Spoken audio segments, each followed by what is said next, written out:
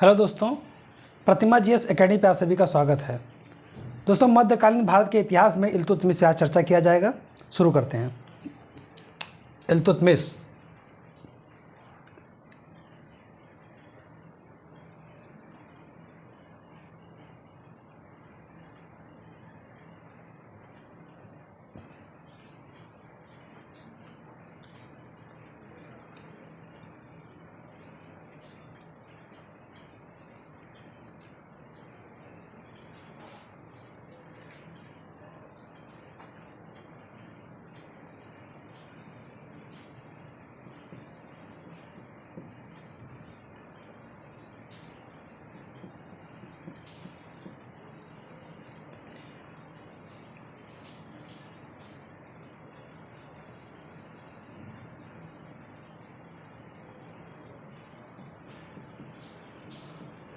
इल्तुतमिश आराम शाह को मार करके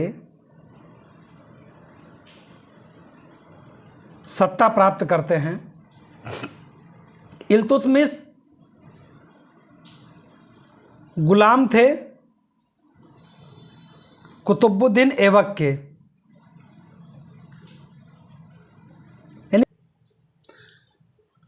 यानी ऐबक के गुलाम थे। मैंने इनके बारे में बताया था कि इन्हें दिल्ली में ले जा कर के कुतुबुद्दीन ऐबक ने खरीदा था।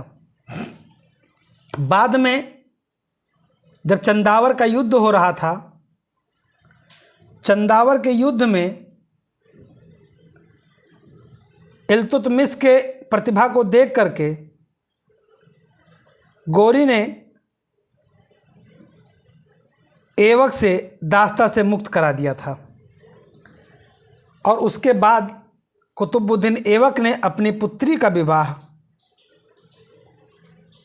इल्तुतमिश से कर दिया और बदायूं का गवर्नर बनाया। यानी कि जिस समय कुतुबुद्दीन ऐबक लाहौर से शासन कर रहा था, उस समय इल्तुतमिश बदायूं का गवर्नर था। यानी कि दिल्ली की सत्ता अभी खाली है। लाहौर में कुतुबुद्दीन ऐबक की मृत्यु होती है पोलो खेलते हुए। उसके बाद आराम शाह को शासक बनाया जाता है और दिल्ली की जनता और वहाँ के अमीर, यानी लाहौर के जो मुख्य अमीर हैं, वो जानते हैं कि यदि इस समय नया पौधा है और अगर हम अभी सशक्त शासक नहीं लाएंगे तो इसे उखाड़ करके यहाँ के हिंदू राजा फेंक देंगे। तब आराम शाह के स्थान पर इल्तुतमिश शासक बनते हैं। यानी इल्तुतमिश लाहौर से राजधानी दिल्ली बनाते हैं और बदायूं के गवर्नर रहते हैं। युद्ध होता है और वो शासक यानी सुल्तान बनते हैं। कुतुबुद्दीन ऐबक के कोई पुत्र नहीं था, ऐसा कुछ इतिहासकारों का मानना है कि उनकी केवल 3 पुत्रियां थीं। इसलिए उत्तराधिकार के रूप में उन्होंने किसी को नियुक्त नहीं किया था। ये भी हो सकता है कि उन्हें पता थोड़े था कि वो खेलते हुए मर जाएंगे, नहीं तो पता होता तो अपना किसी उत्तराधिकारी को बनाते। इल्तुतमिश दिल्ली के शासक बनते हैं, यानी कि लाहौर से राजधानी दिल्ली लाते हैं और शमसी वंश की स्थापना करते हैं। कुतुबुद्दीन इल्तुतमिश को गुलामों का गुलाम कहा जाता है। गुलामों का गुलाम या गुलाम का गुलाम, ऐसा इसलिए कहा जाता है क्योंकि ऐबक गौरी के गुलाम थे और ऐबक के गुलाम इल्तुतमिश थे। इसीलिए गुलामों का गुलाम की उपाधि से जाना जाता है कुतुबुद्दीन ऐबक के गुलाम इल्तुतमिश को। शमसी वंश की स्थापना करते हैं और इनके समक्ष वही चुनौती फिर खड़ी हो जाती है जो कुतुबुद्दीन ऐबक के समय था, यानी एल्दौज, कुवाचा। अब इन लोगों को लगता यह है कि इल्तुतमिश तो गुलाम था और हम ऐबक के समकक्ष थे, तो भारत की सत्ता हमें मिलनी चाहिए। एल्दौज को एक बार इल्तुतमिश ने समझाने की कोशिश किया कि देखिए, आपको बार बार समझाया जाता है कि गजनी देखिए, काहे हमारी तरफ पढ़ते आ रहे हैं, लेकिन ये नहीं माने। इनको लगा कि अब ऐबक ख़त्म तो इल्तुतमिश क्या कर लेगा, और ये पहुंच जाते हैं तराइन के मैदान में।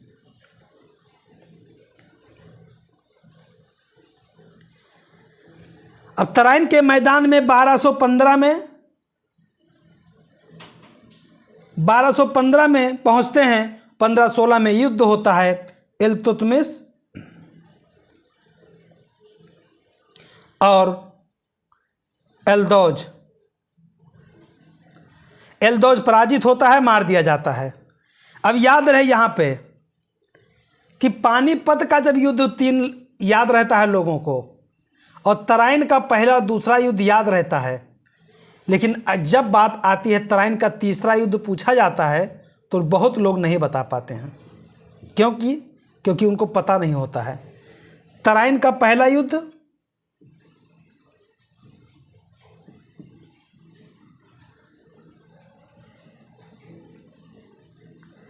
(1191) गोरी वर्सेस पृथ्वीराज तृतीय। इसमें ये पृथ्वीराज तृतीय विजयी होते हैं, गोरी पराजित होते हैं। तराइन का दूसरा युद्ध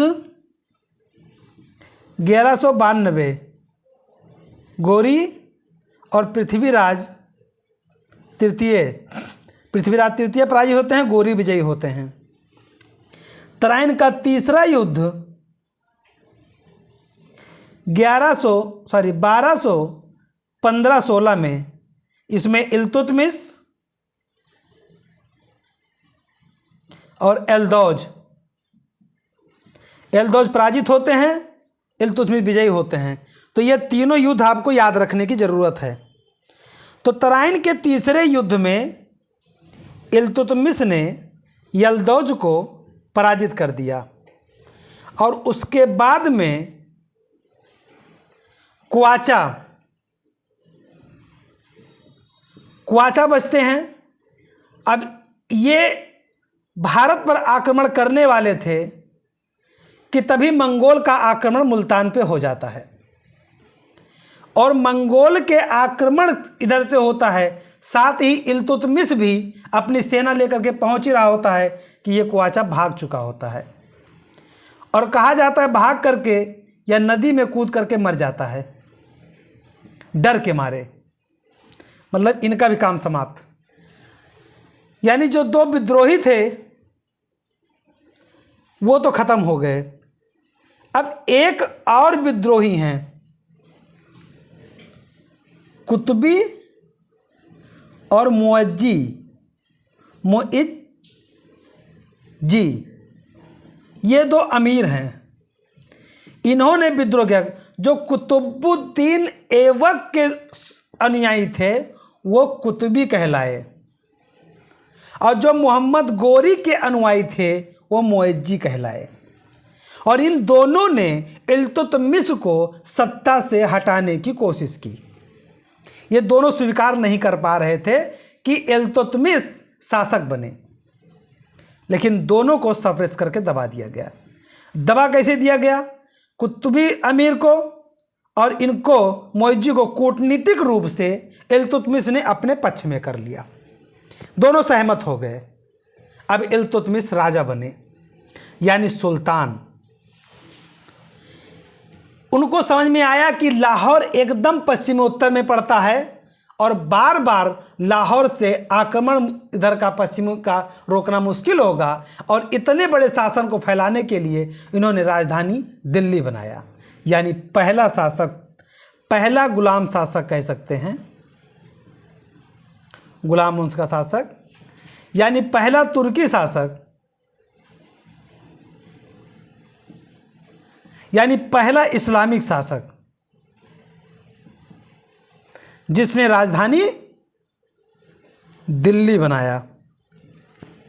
और दिल्ली में राजधानी बनाने के पश्चात यह पहला व्यक्ति था जिसने सुल्तान की उपाधि धारण की। इसने कहा सुल्तान शमसुद्दीन इल्तुतमिश की उपाधि से सत्ता में बैठा और शमसी वंश की स्थापना के तहत बोला गया था इसे। जब इसे पुकारा जाता था तब कहा जाता था शमसी वंश से शमसी अमीर सुल्तान शमसुद्दीन इल्तुतमिश पधार रहे हैं। इतना लंबा भयंकर नाम बोला जाता था इनका। इन्होंने अपने सारे विरोधियों को समाप्त करके अपने विद्रोहियों को, यानी अन्य जो लोग थे कुतुबी या मुइज्जी अमीर, उनको अपने पक्ष में किया। 1229 ईस्वी में बगदाद के खलीफा अल मुंतसिर बिल्लाह, ये नाम याद रखिएगा, अल मुंतसिर बिल्लाह से खिल्लत प्राप्त किए। अबे खिल्लत क्या होता था? जहां से अरब से इस्लाम शुरू हुआ था,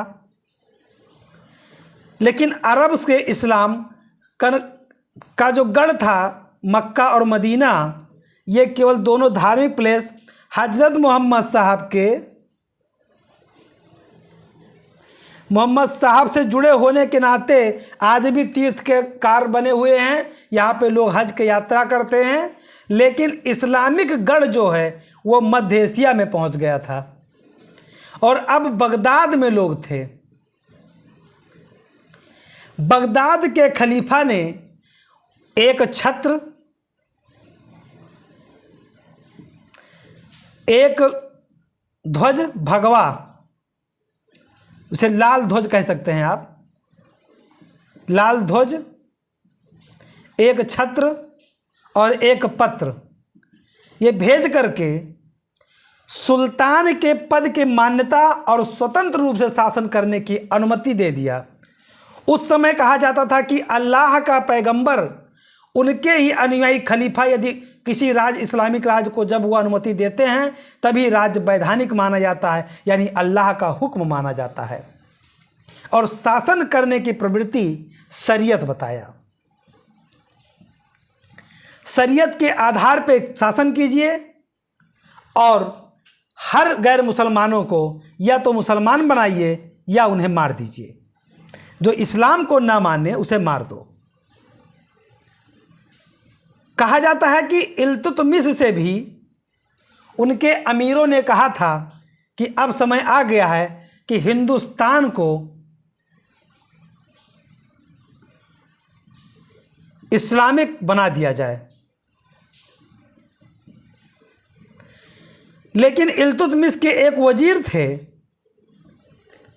उन्होंने कहा कि देखिए हम बहुत थोड़े से लोग हैं जो दिल्ली और लाहौर के पास हैं और ये हिंदुस्तानी तहजीब है और हिंदुस्तान में इतने बड़े शासक हैं। यानी कि उनके वजीर के सलाह से जो इस्लामिक राज था बनाने से हिंदुस्तान को बचाया गया। या इतिहास या तो पूरा इस्लामिक होता है हिंदुस्तान, या तो पूर्ण रूप से इनका इतिहास ख़त्म हो जाता। दोस्तों बारिश हो रहा है, लेकिन ये बाधाएं आपको पढ़ने से, हमें पढ़ाने से रोक नहीं सकती। हो सकता है इसमें थोड़ी बारिश की आवाज़ आए, लेकिन आपको घबराना नहीं है। कंटेंट पे ध्यान देना है, पढ़ाई करनी है। याद करो अपने मंजिल को कि बाधाएं रोक ना सकें। तो इल्तुतमिश को रोका गया, यानी कि इल्तुतमिश ने खिल्लत प्राप्त किया अल मुंतसिर बिल्लाह से, और उसके बाद में वो इस्लामिक रूप से मान्यता प्राप्त सुल्तान बने। इल्तुतमिश के समय एक चुनौती और आई, वो आया मंगोलों का आक्रमण।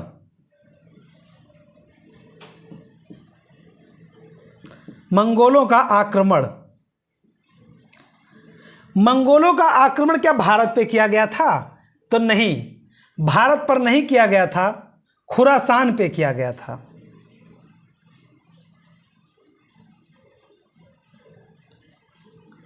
यानी ख्वारिज्म।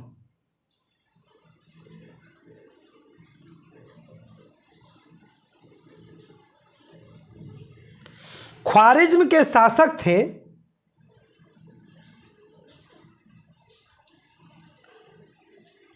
जलालुद्दीन मकबरनी।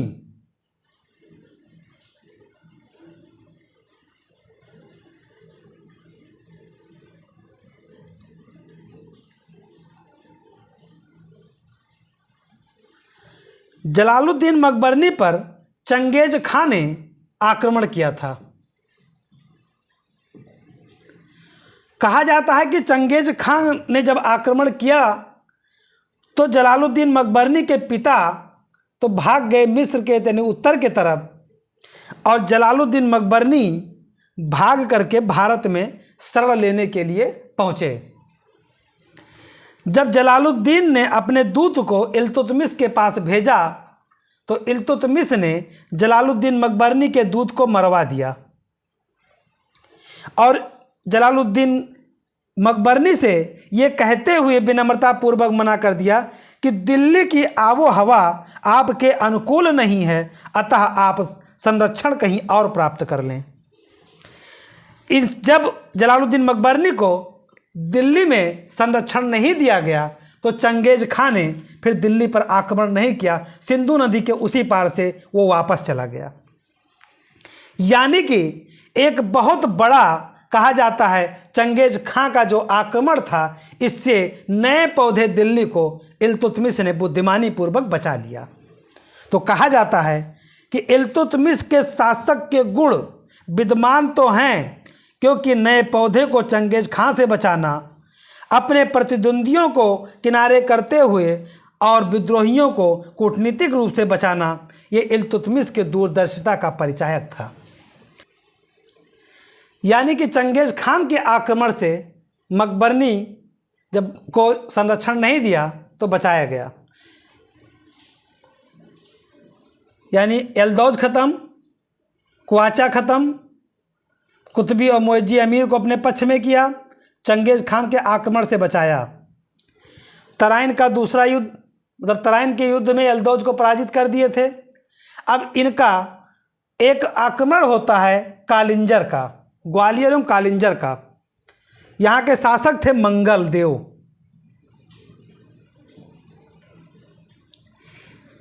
ग्वालियर के जब आक्रमण के लिए जाते हैं दिल्ली से ग्वालियर, तब दिल्ली में वो अपना कार्यभार अपनी पुत्री रजिया को देकर के आते हैं। ये रजिया सुल्तान बनेंगी, इनकी पुत्री हैं। ये गाना मत याद रखें कि रजिया गुंडों में फंस गई, तो जो गाना बना था वो अभी फंसेंगी ये गुंडों में, लेकिन शासक बनने के बाद। ग्वालियर और कालिंजर का जब वो युद्ध करने जाते हैं तो दिल्ली का सत्ता रजिया के हाथ में दे जाते हैं, और वहाँ जाने के बाद 11 माह तक मंगल देव वीरतापूर्वक युद्ध करते हैं, और 11 माह के बाद में कहा जाता है कि मंगल देव पराजित हो जाते हैं, और कई अन्य कारण के वजह से इनका पराजय का सामना देखना पड़ता है। और वहाँ पे फिर इल्तुतमिश बर्बरता के साथ दमन करता है, और फिर ग्वालियर और कालिंजर को जीत करके जियाउद्दीन मोहम्मद जुनैदी इन्हें सिपह सालार बनाते हैं और रशीदुद्दीन को कोतवाल बनाते हैं। यानी कि जियाउद्दीन मोहम्मद जुनैदी को सिपह सालार और रशीदुद्दीन को कोतवाल बना करके जब वो वापस आते हैं दिल्ली, ग्वालियर से दिल्ली जब वापस आते हैं, वापस आने के बाद में वो अपने अमीरों को बुलाते हैं और उनसे पूछते हैं कि यहाँ किसी प्रकार का कोई दिक्कत तो नहीं था। तो लोगों ने कहा नहीं, रजिया बिटिया ने बहुत अच्छे से शासन को संभाला। वही अमीर वो इसलिए बोल गए, उन्हें नहीं पता था कि ये बात बोलना ही यही सुनना चाहते थे इल्तुतमिश। इन्होंने ऐसे कहा। फिर इल्तुतमिश ने रजिया को अपना उत्तराधिकारी बना दिया और सिक्कों पर अपने साथ रजिया का नाम लिखवाया। अब इल्तुतमिश क्या क्या काम करते हैं आप लोग देखिए कि इल्तुतमिश क्या क्या काम करते हैं, मैं बता रहा हूं अभी। इल्तुतमिश अंतिम अभियान के लिए बामियान जाता है। बामियान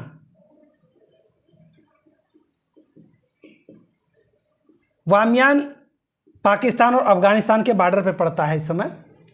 वहां जाता है और खोखरों के विद्रोह के लिए भी जाता है। ये डकैत होते थे। जब बामियान जाने तो रास्ते में पहुंच करके ये बीमार पड़ जाता है।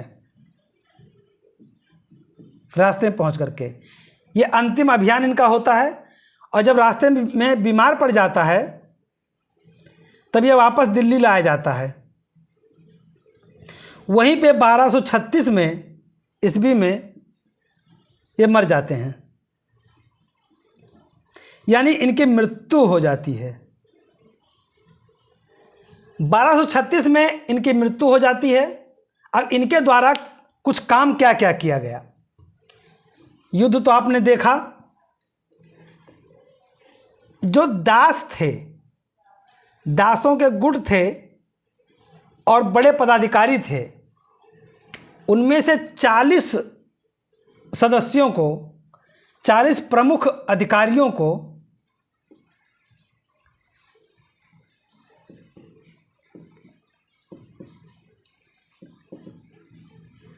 मिला करके इन्होंने एक संगठन बनाया, तुर्कान चहलगानी या दल चालीसा के नाम से जाना गया। कहीं कहीं आपको चिहिलगानी मिलेगा, चिहिलगानी, चहलगानी, चालीसा दल, दल चालीसा, ये सब के सब तुर्कान चहलगानी के ही बिगड़े हुए नाम हैं। इसलिए तुर्कान चहलगानी या दल चालीसा के नाम से जानिए। इसमें 40 प्रमुख अधिकारियों को रखा गया जो कभी कुतुबुद्दीन ऐबक के समय में बड़े पद पे थे, या तो उनके दास थे, या तो कोई बड़े पदाधिकारी थे, या मुल्ला मौलवी थे। 40 अमीरों के दल को मिला करके तुर्कान चहलगानी बनाया गया, यानी एक दल, यानी एक संगठन बना दिया। और इन्हीं संगठन में से ही प्रशासन में पदाधिकारी को पद दिया जाता था। अगर कहा जाता है कि किसी पदाधिकारी को कोई इसमें से हटता था तो किसी को पद में लेना होता था, तो पहले वह दल चालीसा का सदस्य बनता था, उसके बाद शासन का सदस्य बनता था। इल्तुतमिश ने 2 सिक्के जारी किए। एक चांदी का टंका, चांदी का टंका जारी किया, वो 175 ग्रेन का था। याद रहे, ये प्रश्न पूछा जाता है। और दूसरा तांबा का जीतल, तांबा का जीतल, यानी ये 2 सिक्के इल्तुतमिश ने चलाए।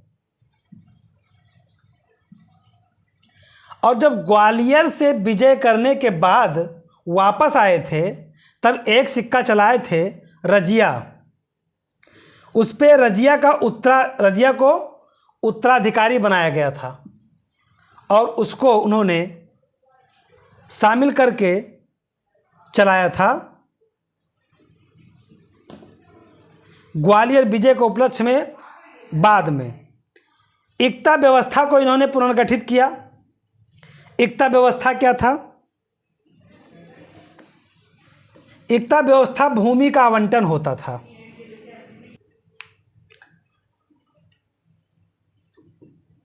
भूमि दिया जाता था, उसका पुनर्गठन किया। जो ग्वालियर से विजय के बाद लौटे थे तो स्मारक सिक्का, एक स्मारक सिक्का उन्होंने बनवाया था और उसी पे रजिया को उत्तराधिकारी के रूप में नामिनेट किया था। एकता व्यवस्था था कि जो भूमि इक्तेदार थे, जो जमींदार थे, काम करने वाले अमीर थे, यानी दल चालीसा के जो लोग थे, उनको राजस्व के लिए भूमि दिया गया था कि आप इस जगह की भूमि से जो राजस्व आएगा अपना वेतन लीजिएगा, यहाँ से यहाँ का प्रशासन भी देखिएगा। यानी कहा जाता था कि जिस पदाधिकारी को जहाँ नियुक्त किया गया था वहाँ राजस्व वसूलने के लिए भूमि दिया गया था, उसी को इक्ता कहा जाता था।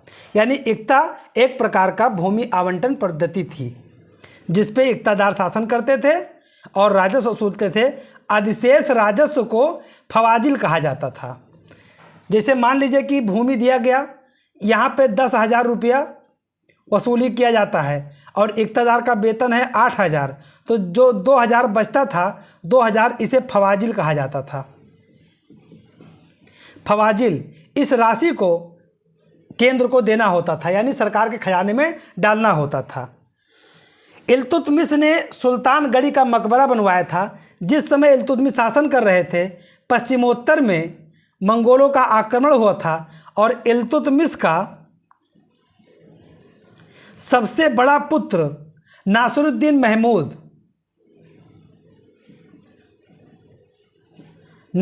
महमूद ये बहुत ही योग्य, इनका एक ही तो पुत्र योग्य था जिसे मंगोलों के आक्रमण के समय यह मार दिया गया।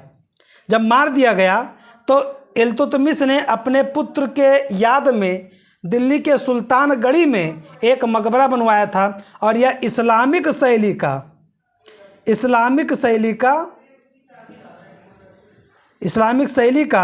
पहला मकबरा है। इस्लामिक शैली का पहला मकबरा है। न्याय व्यवस्था में भी इल्तुतमिश निपुण था। न्याय व्यवस्था में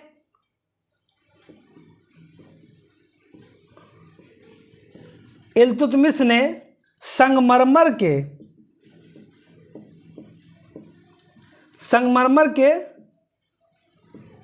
2 शेर बनवाए और उसके गले में घंटी बनवा दी। घंटी लगवा दिया बड़े बड़े कि अगर कोई न्याय चाहता है तो वह घंटी को बजाएगा और उसे न्याय मिलेगा।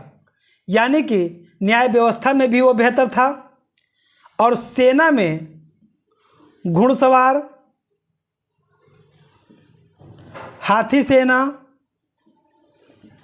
पैदल सेना, यानी कि चतुरंगड़ी सेना रखना प्रारंभ कर दिया था। अब इल्तुतमिश के समय के बाद जब इल्तुतमिश की मृत्यु हो गई, अब आएंगे रजिया को। वैसे उत्तराधिकारी तो रजिया को बनाया गया था,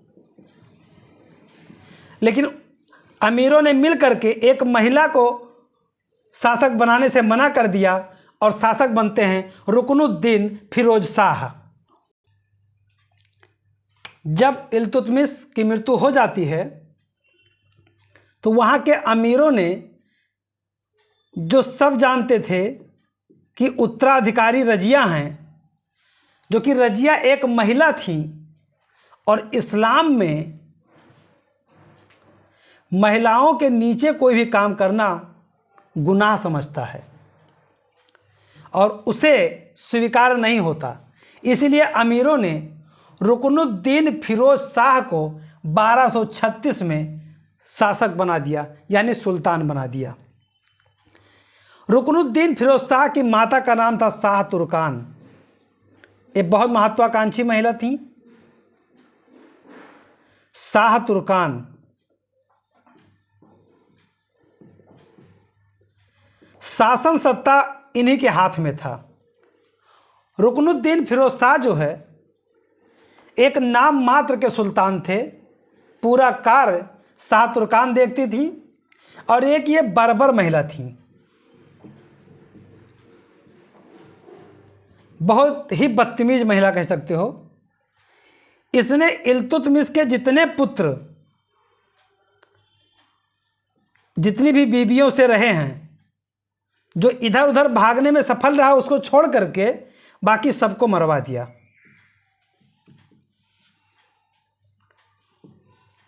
किसी को अंधा करा दिया तो किसी को विष दे दिया। यानी किसी को भी उसने छोड़ा नहीं सिवाय रजिया के, क्योंकि रजिया खुद में ही जो है सक्षम थी अपनी संरक्षण करने में।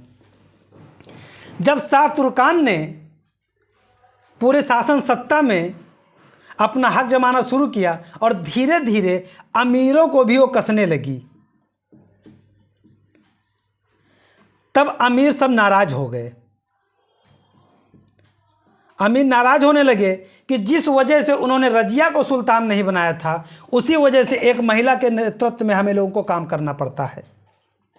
और उसी समय रुकनुद्दीन फिरोज शाह के एक भाई अवध के जो सूबेदार थे, उन्होंने विद्रोह कर दिया। गयासुद्दीन मोहम्मद शाह, गयासुद्दीन मोहम्मद शाह, ये अवध के सूबेदार थे और इल्तुतमिश के पुत्र थे और रुकनुद्दीन फिरोज शाह के सौतेले भाई थे। इन्होंने अवध में विद्रोह कर दिया और रुकनुद्दीन फिरोज शाह के सत्ता को मानने से इनकार कर दिया। अब अवध का यहीं पे खेला होगा। अवध का विद्रोह दबाने के लिए जाते हैं रुकनुद्दीन फिरोज शाह। इनकी माँ शाह तुर्कान भेजती हैं और बहुत ही दमखम के साथ भेजती हैं। और जो प्रधानमंत्री निजामुल्क जुनैदी हैं, निजामुल्क जुनैदी प्रधानमंत्री थे रुकनुद्दीन फिरोज शाह के, और शाह तुर्कान इन पे काफ़ी आधिपत्य जमाने की कोशिश करती थीं। अब जो कि ये प्रधानमंत्री थे, वहाँ दरबार में कुछ कर नहीं सकते थे।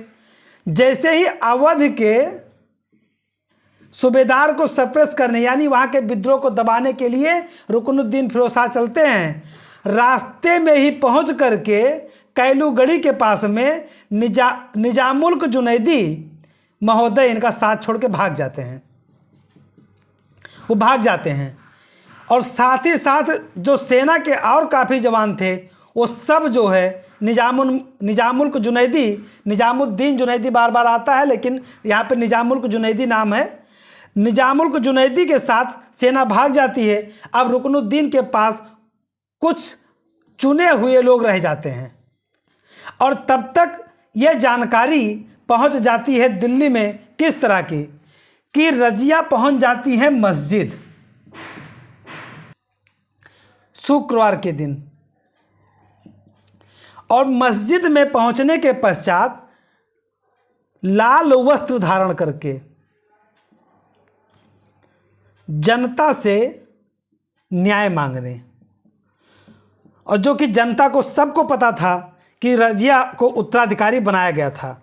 रजिया ने कहा कि देखिए, हमारे वालिद साहब ने, हमारे पिताश्री ने राज्य को स्थापना करते समय एक शांति प्रिय राज्य बनाने का कल्पना लेकर के एक राज्य का स्थापना किया था और हमको उत्तराधिकारी घोषित किया था। ये आप सभी जनता लोग जानते हैं।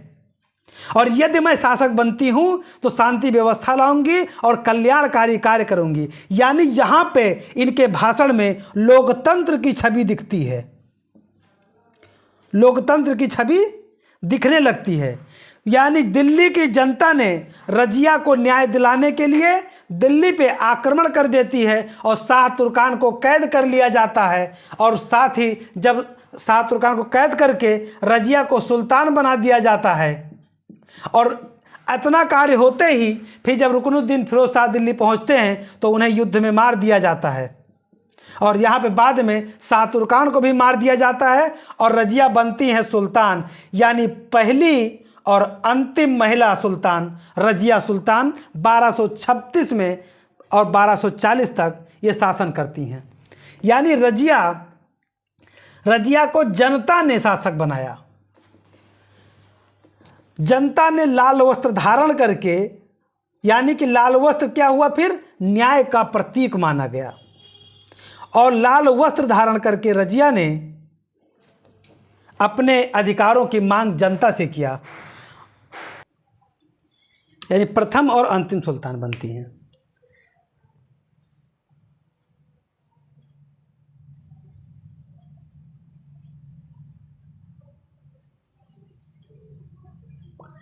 जब रजिया शासक बनती हैं दिल्ली में शासक बनने के बाद काफ़ी अमीर इनके पक्ष में नहीं होते हैं, पक्ष में नहीं होते हैं। यहाँ तक कि प्रधानमंत्री जो निजामुल जुनैदी थे, भाग गए थे, वो भी नहीं चाहते हैं कि रजिया शासक बने।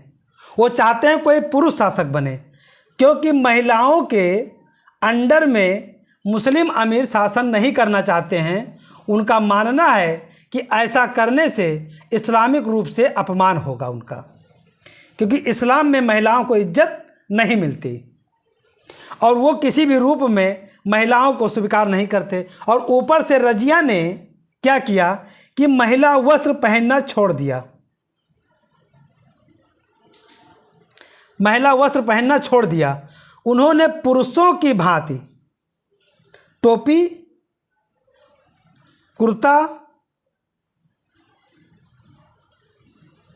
यानी पुरुषों की भांति कपड़ा पहनना शुरू किया और पगड़ी, टोपी यानी पगड़ी बांध करके खुले मुंह से दरबार में आने लगी और शासन पर बैठने लगी।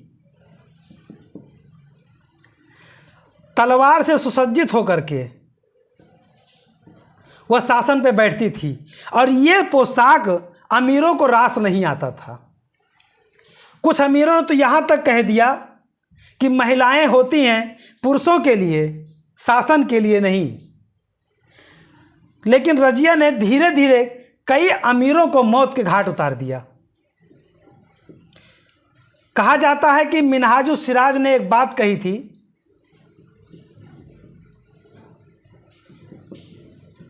उस सिराज ये लेखक हैं, इनके पुस्तक का नाम है तबकात नासरी।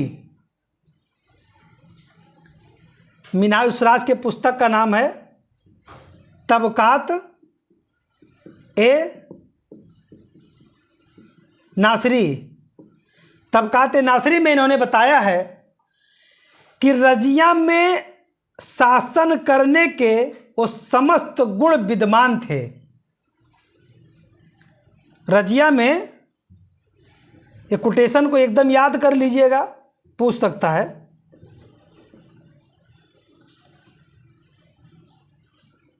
रजिया में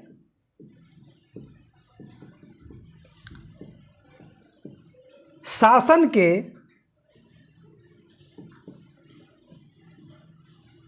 वो सभी गुण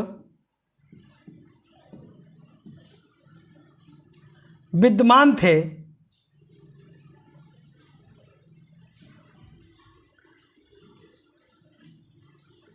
जो होने चाहिए,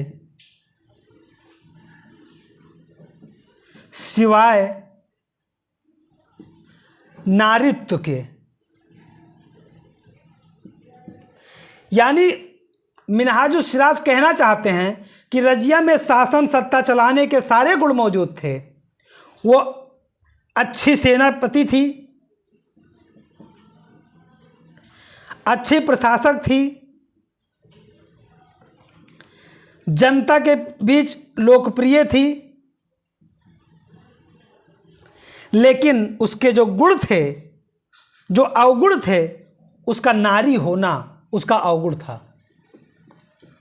नारी होना यानी स्त्री होना उसका सबसे बड़ा अवगुण था। यदि वह स्त्री ना होती तो हिंदुस्तान की यानी सुल्तानों में सबसे योग्य सुल्तानों में उसका नाम शुमार होता। लेकिन जो कि स्त्री होना वहाँ के अमीरों को नहीं गुजरा और उसे सत्ता से पच्युत कर दिया। रजिया जब शासन कर रही थी तो दिल्ली की जनता का पूरा समर्थन प्राप्त था और अमीरों को यह बात पता थी कि रजिया को दिल्ली में मार पाना आसान नहीं होगा, क्योंकि जितने लोग वहाँ काम करते थे दरबार में, छोटे कद के छोटे पदों पे, जैसे चपरासी का कार्य, पानी पिलाना, खाना खिलाना, वो सब दिल्ली के रहने वाले थे। तो कोई भी प्रकार का षड्यंत्र यदि दिल्ली में होता था तो रजिया को प्राप्त हो जाता था। इथियोपिया के अफसर थे एक, उनका नाम था जलालुद्दीन याकूत। जलालुद्दीन याकूत जो है, कुछ इतिहासकारों का यह कहना है कि रजिया का प्रेमी था, क्योंकि रजिया को घोड़े पे बैठाना कोई दूसरा नहीं बैठाता था। घोड़े पे जब भी बैठना होता था तो रजिया याकूत का ही हाथ पकड़ के बैठती थी, और याकूत ही रजिया को कहीं भी अगर मार्गदर्शन या साथ देना होता था तो आगे बढ़ करके चलता था। और यहाँ तक कि याकूत जब आया था, छोटे पद पर था, उसे अश्वशाला का प्रमुख यानी अमीर आखुर बना दिया था। अमीर आखुर बना दिया था रजिया ने। इसलिए इसका ताकत को बढ़ते देख करके कुछ अमीरों के अंदर ईर्ष्या होने लगी थी कि एक तो ये तुर्क नहीं था, और दूसरी बात ये अबिसीनियाई अफसर था। अबिसीनिया यानी इथोपिया का आने वाला एक हबसी था, उसको इतना तवज्जो देना यहाँ के तुर्क अमीरों को नागवार गुजरता था। लेकिन यहाँ पे इस पर प्रेम का संबंध को लगाना, इस पे रजिया पे लांछन लगाना, यह सही नहीं प्रतीत होता। जहाँ तक मेरा मानना है या कुछ इतिहासकारों का मानना है कि रजिया ने तुर्क अमीरों के प्रभुत्व को कम करने के लिए गैर तुर्की अमीरों को सत्ता में लाना चाहती थी। और यहाँ पे या मोहम्मद बिन तुगलक अलाउद्दीन खिलजी और मोहम्मद बिन तुगलक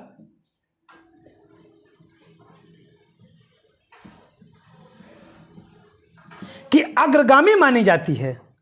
रजिया मानी जाती है कि वह दूरदृष्टि थी जो आगे चल करके अलाउद्दीन खिलजी अपनाता है और महान बनता है, मोहम्मद बिन तुगलक जो है अपनाते हैं और महान बनते हैं। वही चीज़ जब रजिया ने अपनाया तो उस पर नारी होने के नाते प्रेम का संबंध का एक आक्षेप लगा करके उसके चरित्र पर दाग लगाने की कोशिश की गई। अब अमीर आखुर के पद पर जलालुद्दीन याकूत को जब नियुक्त किया गया तो तुर्की अमीरों को नागवार गुजरा। तुर्की अमीरों को ये बात भी पता था कि यदि हम रजिया को दिल्ली में मारेंगे तो किसी भी प्रकार से हम लोग नहीं बचेंगे, मार दिए जाएंगे। यानी कि अब कोई षड्यंत्र होगा तभी रजिया को मारा जाएगा। रजिया ने अपने किसी भी प्रकार के विद्रोहियों को दबा दिया था। कोई भी विद्रोह करता तो रजिया बढ़ करके स्वयं नेतृत्व करती थी और उनको से प्रस्तुत कर देती थी, विद्रोह को दबा देती थी, मार देती थी। कुछ ऐसे सूबेदार थे, कुछ ऐसे सेना के लोग थे जिन्होंने विद्रोह किया, रजिया ने उन्हें कुचल करके मार दिया। इससे धीरे धीरे विद्रोही जो तुर्की अमीर थे वो घबराने भी लगे थे और रजिया को हटाना उनके फितरत में आ गया था। और साथ ही रजिया का एक भाई था बहराम शाह, वो भी चाहता था किसी तरह से रजिया मारी जाए और हम सत्ता प्राप्त करें, लेकिन मारना आसान नहीं था।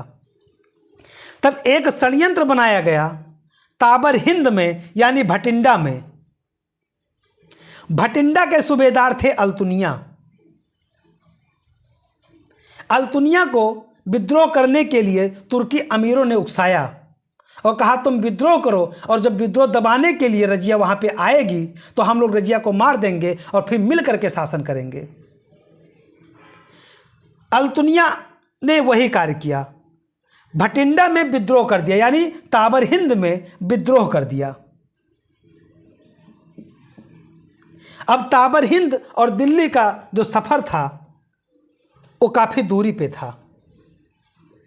रजिया निडर थी, समझदार थी, योग्य थी, शासन चलाने में सक्षम थी, लेकिन जब हर कोई उसके पीछे पड़ जाएगा तब वो कहाँ तक बर्दाश्त करके कहाँ तक चला पाएगी। महिला होना उसका श्राप था, अभिशाप था।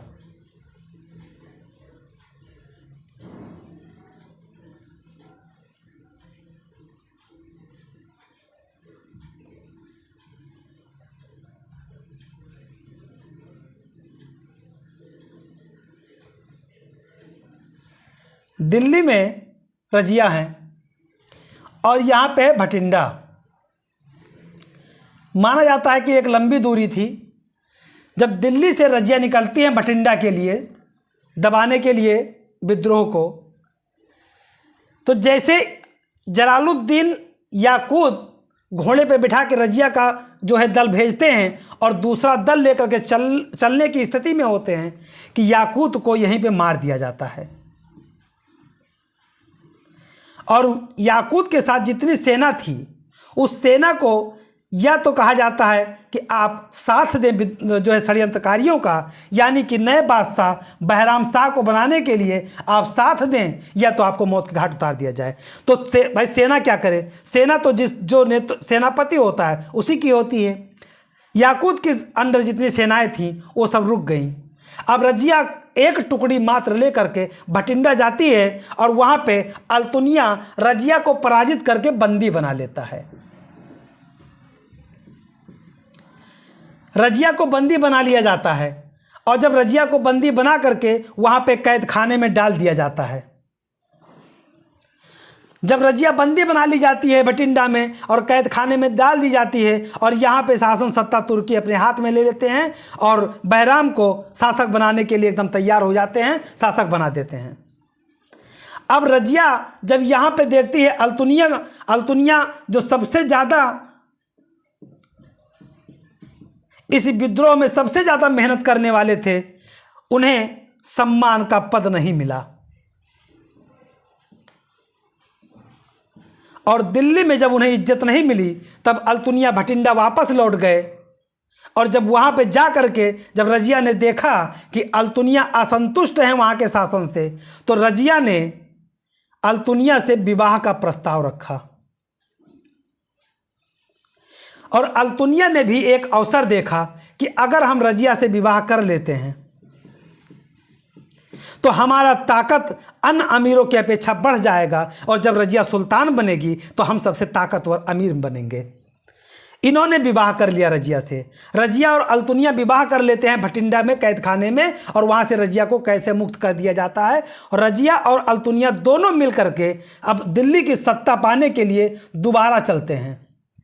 लेकिन वहीं पर बहराम शाह की सेना से युद्ध होता है और ये पराजित होते हैं। और वापस जाते समय फिर एक जंगल में कहा जाता है कि रजिया और अल्तुनिया के सेनाएं पूरा दिल्ली में जाकर मिल जाती हैं और ये दोनों अकेले भाग करके एक जंगल में जाते हैं जहां पर खोखरों के द्वारा इनकी मृत्यु हो जाती है। यानी कि 25 दिसंबर 1240 को रजिया को वहाँ के बदमाशों के द्वारा मार दिया जाता है। यानी रजिया का काम समाप्त हो जाता है। शासक बनते हैं बहराम शाह, यानी कि मुइजुद्दीन बहराम शाह शासक बनते हैं। और इन्होंने एक पद सृजित किया, नायब ये ममलिकात, मलिकात एक पद इन्होंने सृजित किया। और वजीर, नायब ममलिकात और सुल्तान, अब एक शासन के 3 लोग शासन करने वाले हो गए। लेकिन यहाँ पर क्या हुआ,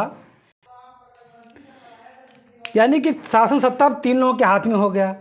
अब अमीरों ने यह समझा था कि शासक जो है वो हमारे 40 दल के जो सदस्य हैं, 40 दल के दल 40 के हाथ में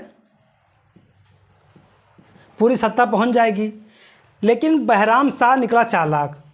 इसने क्या किया कि सबसे पहले एतगीन को मार दिया। नायब ममालिकात का पद तो दिया, पहले एतगीन को मार दिया और धीरे धीरे करके एक एक अमीरों को मारना शुरू किया। और अमीर लोग समझ गए कि बहराम शाह एक दिन हम सबको मार देगा। 1241 में मंगोल का आक्रमण होता है। ये आक्रमण के लिए जाता है दबाने के लिए, तभी उसके बाद में 42 में वहीं पे इसकी हत्या कर दी जाती है और शासक बन जाते हैं अलाउद्दीन मसूद शाह। अब यही जो 40 दल के अमीर हैं यही सबको मारते हैं शासकों को। और इसी में अब एक व्यक्ति आ गया है, बलबन। बलबन एक छोटा सा पदाधिकारी है, 40 दल का सदस्य है। उसने क्या किया कि जब अलाउद्दीन मसूद शाह को शासक बनाया गया, अलाउद्दीन मसूद शाह इल्तुतमिश का पौत्र था और बलबन इनके समय में अमीर हाजिब के पद पे नियुक्त होता है। और एक षड्यंत्र करके 1246 में इसको मार देता है। अलाउद्दीन मसूद शाह को बलबन मार देता है। बाद में अलाउद्दीन मसूद शाह के बाद शासक बनते हैं नासिरुद्दीन महमूद शाह, और नासिरुद्दीन महमूद शाह के समय में बलबन ताकतवर हो चुका होता है और 40 दलों में सबसे ताकतवर होता है और वजीर का पद प्राप्त कर लेता है। और यहीं पे नायब ममलिकात का पद समाप्त हो जाता है। जो ये पद बनाया गया था मोइनुद्दीन बैराम शाह के समय, नासिरुद्दीन के समय बलबन ख़त्म कर देता है और स्वयं वजीर बन जाता है। कुछ समय के बाद में रेहान नामक एक भारतीय मुसलमान बड़े पद पे पहुंच जाता है तुर्की अमीरों के षड्यंत्र के चक्कर में। तो बाद में बलबन पद को छोड़ देता है और रेहान इस पद पे पहुंचता है। तब बलबन एक नारा देता है कि इस्लाम खतरे में है, इस्लाम खतरे में है। और वो क्या करता है, बाद में एक भारतीय मुसलमान होने के नाते कहता है ये मुसलमान नहीं है, एक भारतीय कन्वर्टेड है, और इसे मरवा देता है। बाद में वजीर बन जाता है। और वजीर बनने के बाद में कहा जाता है कि बलबन ने अपनी पुत्री का विवाह नासिरुद्दीन महमूद शाह से कर दिया था। और नासिरुद्दीन महमूद शाह के अपने पुत्री का विवाह करने के बाद 1266 में कुछ लोग कहते हैं, इतिहासकारों का कहना है कि बलबन ने मार दिया, और कुछ लोगों का कहना है कि अपने आप मरे। 1266 में इनकी मृत्यु हो जाती है और शासक बन जाते हैं बलबन। यानी कि ये रहा इल्तुतमिश से संबंधित उनके उत्तराधिकारियों का जो है शासनकाल। और अब आएंगे बलबन, इन पे चर्चा करेंगे हम अगले क्लास में। और यहीं पे मैं अपने क्लास को समाप्त करता हूँ। धन्यवाद। जय हिंद, जय भारत।